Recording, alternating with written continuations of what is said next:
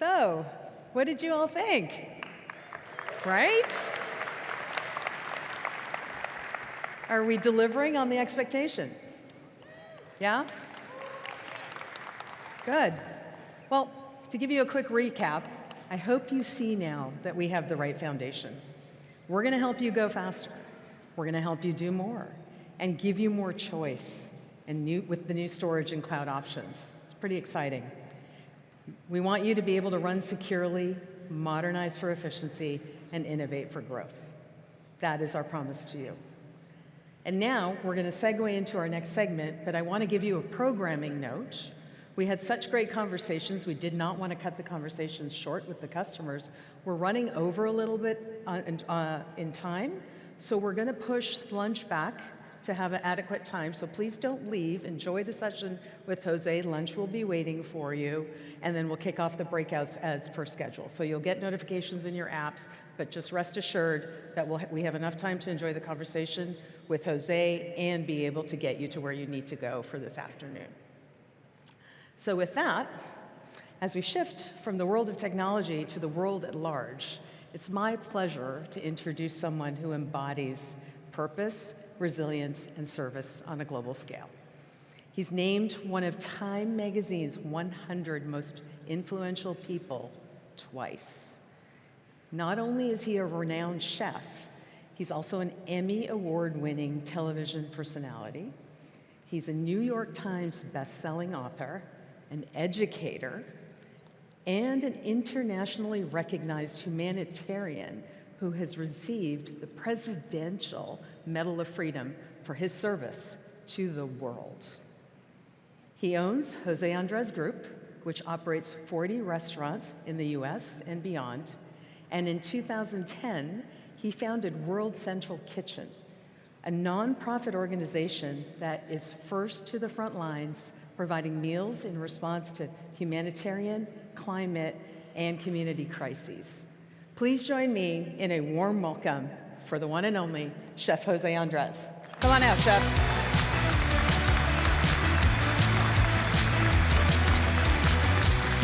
There he is. Hey. Wow, that's a big crowd. We have 5,000 of our friends here for you, Chef. Holy cow. Right? Good morning. I am a cook, but unfortunately, I'm not cooking for you all today. Next time. Please, next have time. a seat. You were in Barcelona last year. Yeah, that's right. That's right. Barcelona is a cool city. I'm from Barcelona. Yeah. How many years? We were talking backstage. How many years has Jaleo been? 32 years. 32 years ago, about to be 33. Yeah, I opened my first restaurant here in Washington, D.C. On 7th and E. This is a commercial. Yeah, Please don't come all at the same time. We only have 160 seats. I might have snuck in there the other night. Maybe I can send you food through the cloud. Okay, where's our heads of engineering? Can we figure that out? Yeah. I'm hungry. Go to the cloud. Shit. I mean, we'll all lose weight. Will be the best way to lose weight. Speaking of hungry, I know we're right before lunch, but I also want to share with you, Chef, you may not know this. Our core cultural values at Nutanix: hungry, humble, honest, with heart. Hungry? Hungry? Because you don't have a chef in your team like me. Okay, Rajiv. You will have to change from hungry to full. Or ready for the next meal? Exactly, exactly. Okay. But I wanted to share that with you in all sincerity because we feel when we were vetting speakers for this, we thought you aligned perfectly with our mission because you do the same thing in your life. I mean, if you have hungry in your values of who you are, I am your guy, obviously. Okay, we hear that? That's an endorsement, right? All right, let's dive in. We have this amazing collage behind us. Have you seen this? Take a look. Uh-oh. Yeah. Your team shared this with us. It's nothing short of inspiring. Yeah.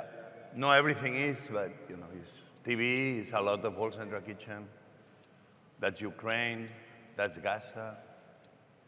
Yeah, that's Puerto Rico. That's the front lines This was Kherson in the south of Ukraine. That's my restaurant in Dubai, I think. Yeah, it's great. This is you. Memory lane. Right? Thank you. Memory lane. Yeah.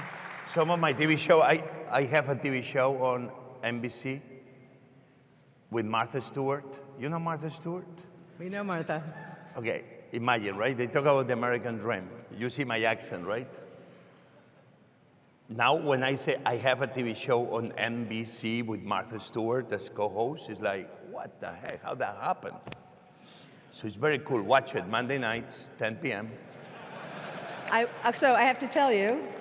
I mean, you have to watch it. Yeah, it's awesome. I watched the first episode, and there's a character in there that's an interesting plant. And so it's riveting in terms of the dynamic. It's a lot of interesting characters. Human behavior. Yeah. And they're operating, sharing their flaws with we each all other. have flaws. Right, but you're calling them out.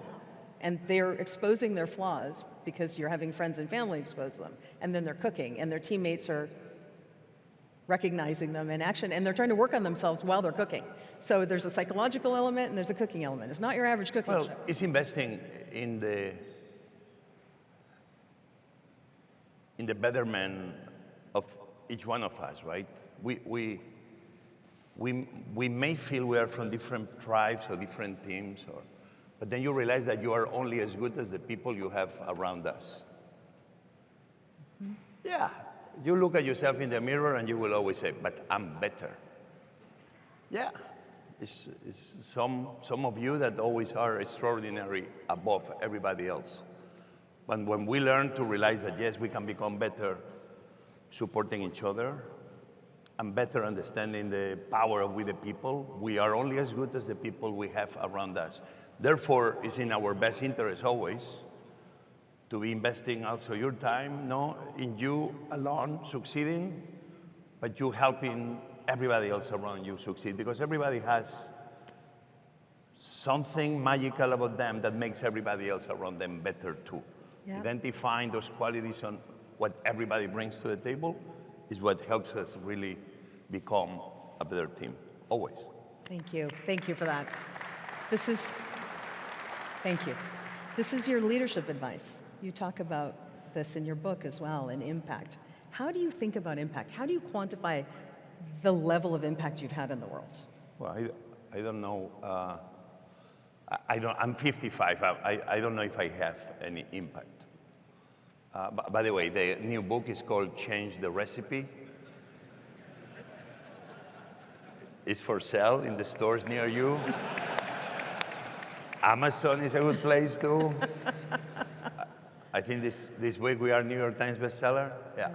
Yes. So if you buy 5,000 books, shit, I'll be New York Times bestseller next week too. The power of the cloud. All right.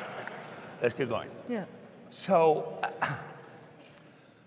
I created, guys, number one, I'm a cook. Technically, I'm a business guy, even I have no clue of business.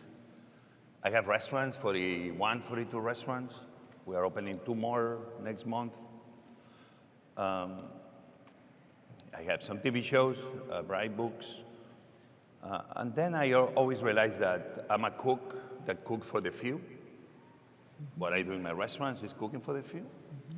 But then I realized that not only my profession, being a cook, but whatever you guys do, from writing code to technology, whatever, we all have a talent that, yes, helps the few, but that talent can be put at the use of the many. Yes. And so with World Central Kitchen, World Central Kitchen was me and a friend going to Haiti and start feeding people. That's it. That's what it was. But then we realized that in the worst moments of humanity, the best of humanity always shows up. When nobody's looking, the most amazing heroes show up from within the disasters, earthquakes or hurricanes, anywhere in the world. It's equal any country you go, in America or overseas. Right now we are in Thailand, and right now we are in Myanmar after the devastating earthquake. We are in Ukraine, and we are in Gaza. We are in Israel. Anywhere you go, is the best of humanity shows up. So this is something you can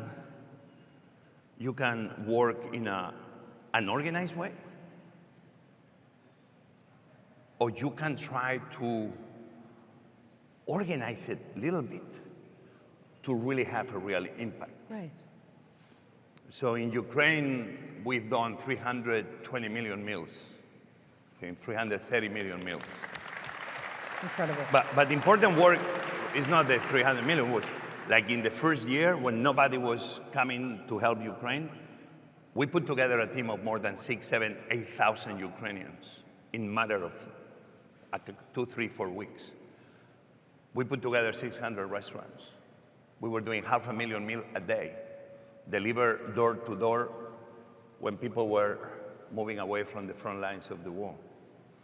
We created a system to do 1 more million meals in the form of bags of dry food because the supermarkets were closed, because people were in wartime mentality, they had to defend their country. So what we did was just covering the shortfalls of a system that was crumbling. It was not lack of food, what they needed was organization. Right. What we became almost was like the software. Everybody always say, why are we able to be so quickly in a disaster? Why we go to the Bahamas after Dorian, category 5, destroyed the northern islands of Bahamas. 16 islands underwater. We were the first ones to land. We had 6 helicopters. We had 1 boat with 2 helipads. And everybody, well, why did you have a boat with 2 helipads? How clever. Because there was no airports. So you start making you simple, smart decisions, not in a room, with people meeting, that they are meeting all day about what to do. Right. And a week later, they are still meeting about what to do. Yeah. But where the best decisions happen with boots on the ground, in the place you are trying to help, and that you use whatever you have around you. That's why I always say the World Central Kitchen is an organization that we don't rely on the hardware, even it's needed. We rely on the software. What our software lives in the brain and lives in the heart. What the software means that we will do whatever we have with what we have around us on day 1. We may be working in things that are coming. Right. We are bringing food trucks, we are bringing our kitchens, we are bringing water filter systems for seawater, but that's hardware. If you're all day waiting for the hardware, a month later you are still waiting. Nobody's eating. Right. When you come with the mentality of, we have the cloud, we have the software, we know what to do. What do we have around that allow us to feed today the most amount of people without waiting for the hardware? This is the difference between World Central Kitchen and other organizations. What a beautiful parallel to what we do. Thank you for that. That's incredible. 2 things I want to follow up on. This bias for action, right, comes when you land and you have a let's just go get it done mentality. Yeah. Right? And then you're driving this tremendous impact. Leadership advice, right? You're mobilizing people that don't know you, right? How do folks in Haiti, well, Haiti, they probably know you, right? You're very well regarded all over the world. But how do you, as one human, go in and start to mobilize these local teams? Yeah, I'm not that one human anymore. Yeah. Well, in the old days, used to be one human. Now, Right. I always say we activate even before anything happens. I mean, you know what happens now? I go somewhere and I do a tweet, X, whatever. I do a tweet. Hi, Elon. I do a tweet. Hi, Elon. And everybody begins answering me, what happened? Like, shit, nothing. I'm in the beach having a piña colada. Because if they think, I am in Dominican Republic first, what happened? They're like, nothing, right. I'm on the beach. I'm playing golf. I think it's something probably you see every day in companies, especially as you are getting bigger and bigger and bigger. In family affairs, family gatherings, in a small restaurant, in a big company. Everything is about a plan. Everybody plans, right? We have to plan. We have to plan the budgets. We have to plan the organizational chart. We have to plan the forecast of what's coming. Yep, yep. Okay. I'm not going to say that planning in certain instances will not be necessary. But what happens when the only mentality we all have as one is planning? You plan your life, you go to school, you go to university, you find a boyfriend, a girlfriend, you get married, then you have grandchildren, and then you retire, and then you go away. Shit, that's a plan. Kind of boring plan. It is a boring because plan. That's planned for us. In a company, it's exactly the same. You open the restaurant, you serve people, you charge them, they're happy, you close the restaurant, and hopefully more people come back tomorrow. Everything is organized around a plan so much that what happens when things don't go as planned? In mentalities and in teams that only follow plans, those family units, those cities, those states, those companies will eventually fail. Because everybody is so much into the box of, I'm following the plan, that when something happens and you don't have a plan for the response of whatever happens, everybody freezes. Nobody knows what to do anymore. That's why we need to embrace the complexities of the moment and start betting on adaptation. To learn how to adapt to the circumstances will always win the day over planning for the circumstances. We saw it during COVID. Nothing was going as planned. Yeah. We had to learn how to adapt. My lessons with my own company, but Walls and Drag Kitchen itself, will be adapting to every moment with boots on the ground, where the people making the calls are the people with the boots on the ground, not somebody 5,000 miles away, wins the day. That's why we need to embrace the complexities. We need to put the plans a little bit away and start just giving the freedom to everybody in the teams just to respond to any challenge they face. Yeah. This, to me, in a way, is the true meaning of success. I think it was Winston Churchill who said, any great phrase that nobody knows, they give it to Winston Churchill. Winston, God bless you. And he said, describing success, was success is going from failure to failure without losing enthusiasm. Yes. Enthusiasm is something I don't lack. I have plenty to give away. The number of failures, they've been enormous. But those failures is what just keep you learning. Yep. And I know everybody says that, but it used to end. Always we are going to be talking about the right decision and the wrong decision. And we, as people, have a hard time making decisions because we are worried that we are making the wrong decision. It's human nature. It's fine. We are all the same. I learned something many years ago. Between the good decision and the bad decision is actually a worse one, which is the one you don't take. Because even if you make the wrong decision, you're moving. You're already going somewhere. You have a goal. You are in the way to moving towards that decision. You realize that the decision maybe was the wrong one. But because you are moving, you can always turn. You can always go up, go down, go backwards, move left or move right. You are already on the move. Therefore, that decision, even if it's not the perfect one, will always be better than when we freeze in adversity and nobody seems to make a decision. Take a decision with all its consequences. Don't worry. If something is not going as you thought was going to go, you'll already be ahead of everybody else. Why? Because you are already on the move. Embrace that simple idea. Thank you.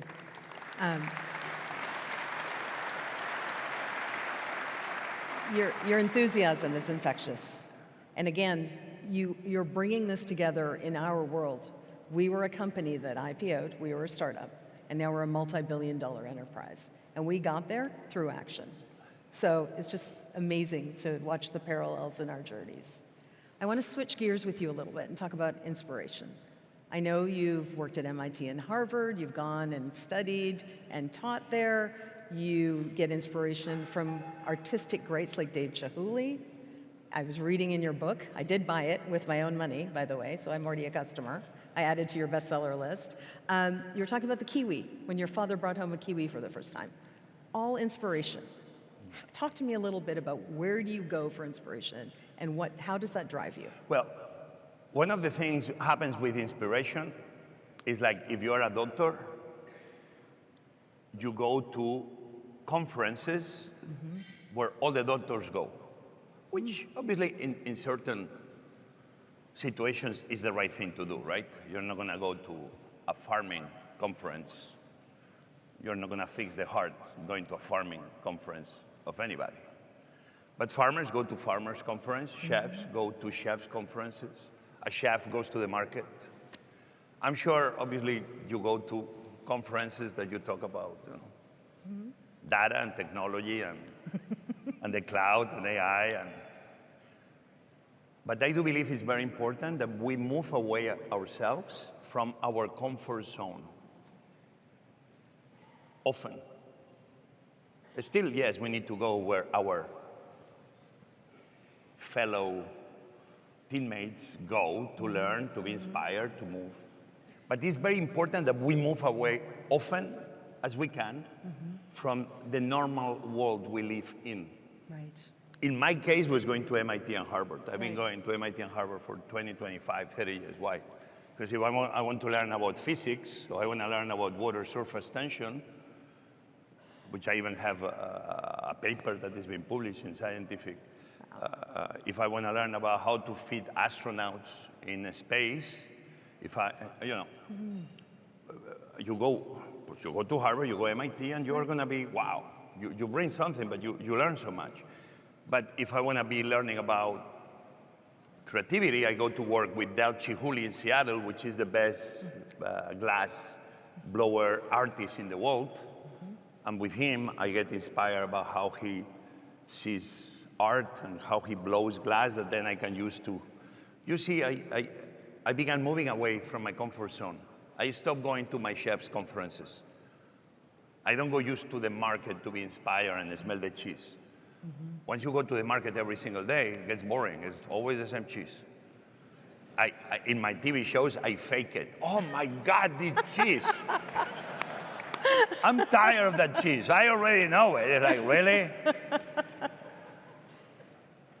But when I move away from my comfort zone, I began really maximizing my own profession because I'm able to bring physics into my cooking because then I understand viscosity. Yeah. Or I understand water surface tension. And I learn from other artists about how they see creativity and forms. Yeah. And the same for everything else. Okay. I have to ask you. And so that's why it's so important too. I always believe that life, what's really interesting, is beyond the horizon. It's away from your comfort zone. So all of us, we need to put ourselves sometimes in those, maybe I'm not so comfortable here, situation, because this is gonna be igniting a lot of creativity within you that you didn't even knew was within you. So just move away from your normal day-to-day business, and you're gonna see how you're gonna see the world in a whole different way. I promise you that. Yeah, and be better at what you do, right? You got my book for free, man. Yeah, there we go. You got my book for free. Sajel, I need the book. So I have to ask, I love it, Chef. I have to ask, what was it like at El Bulli with Ferran? So we have. Everybody knows El Bulli. El Bulli, probably because they're already all day working on. Yeah, we should share this. On software and IP. Oh my God, El Bulli. Oh shit, still I remember the days I used to program using BASIC. Any one of you is young enough, old enough, that you remember the Commodore 64? and the Amstrad. Yeah. Holy shit, these people are my generation. And the cassettes, the tapes. Yeah. But then you'll write the program and the fucking tape will break. They were so hungry, those tapes in the computers. They were hungry. It's the only answer I got. Why always eat the fucking tape? I began giving them carrots. Eat the carrot, but don't fuck up the tape, man. Anyway, sorry. That's great. Yeah, what was the question? I was thinking as a foodie about El Bulli and El Ferran. Bulli. So Yes. El Bulli, Yeah. very quickly, is a restaurant from Spain. It's closed. Yeah, it's now closed. Yeah. Only 50 people, so we will have many, many years to bring all of you into that place. I think we need to do the next conference there. Yeah, I can. Yeah, the town only has 100 rooms, but we can put 50 of you in each room and it'll be okay. El Bulli was chef of chefs, Ferran Adrià. The most creative, not only the most creative chef in the last 50 years, one of the most creative minds in the last 50 years. Is the guy that said, we need to respect tradition, but if we want to keep building new things, once we know the tradition, we need to come up with new traditions. And he's the guy that became very influential in my life and is why we created, him and I, we created this class at the School of Physics in Harvard with 3 amazing professors teaching physics, but through cooking. Molecular gastronomy. And that was amazing. And everybody hates molecular gastronomy, it seems, the food critics. I hate molecular gastronomy. I say, you hate cheese? You hate wine? You hate bread? Good. Everything is molecular. I mean, water? You hate water? So El Bulli was this amazing, fascinating place. You know, if you like food, just Google or it's a couple of shows about him. And by the way, I have a new show in Netflix. I saw it. This is a commercial. Yes. It's called Chef Table. And there I speak about Ferran Adrià. But there you're going to see my culinary art in a 1-hour documentary, which you're going to be so hungry. Buy a baguette. Buy butter, because you'll be hungry. Pour yourself something delicious. We're almost at time, but a burning question from me to you. Uh-oh. You're a father of 3 girls. Yeah. Did they know you're a big deal? Like, how do you act with them at home? I'm a big deal. Oh, we think you're a big deal. Listen, I remember first time they invited me to give a speech, a commencement speech here in DC, George Washington University, which I teach a class there too, The Wall on a Plate. Anyway, we talk about public policy, food and public policy. And this is a big deal. It's like in the mall, 60, 70,000 people. My first commencement speech ever. When I tell my daughters, hey, they invite me to give the commencement speech at George Washington. My youngest daughter tells me, Daddy, are you sure that they invite you to speak or to cook for the graduates? So I don't know about the big deal. Right. But you know, it's the gift I've received of life, probably all of you agree with me, is that obviously we love our profession. I love cooking, I love what I do. But I always try to interconnect everything I love about food with everything else. Because food is defense. Food is peace, food science, food is history, food is health. Yes. Food is physics. Food is immigration. Food is everything. And what I do that keeps me engaged is just to understand how my profession, my love for food, is beyond what happens in my kitchen when I cook for my friends or family or in my restaurants. Goes across. And that's what we all need to be doing. Yes. Interconnecting ourselves. Yes. That's why I love cloud business. Interconnecting ourselves with the world we live in. Because that's the real way we're going to be able to have a huge impact in the world. And creating the world we all want. A world where everybody lives in peace, in love, and in prosperity. So that's your mission. That's what you have to do. Yeah. Well. Time is out. Yes, time is up.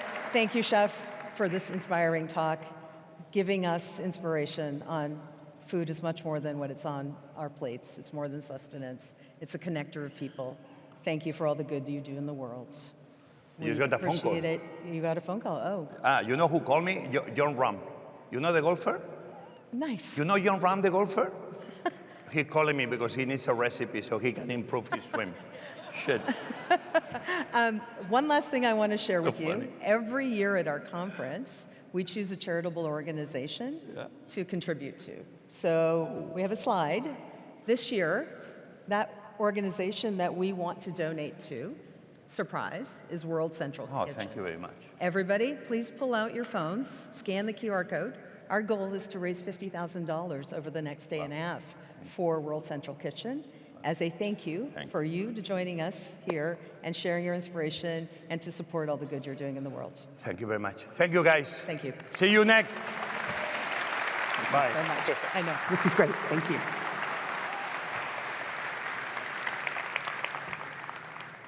Wow. What an incredible start to our time together. And what a great experience to hear Rajiv and our customers and partners to share their stories. And this talk, we couldn't have scripted it if we tried, right? It was just amazing. He's just a force of nature. We've heard big ideas, success stories, and a clear vision for where we're headed.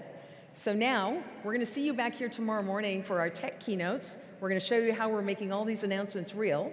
In the meantime, go out there and enjoy lunch and enjoy your afternoon sessions. Thank you for a great morning.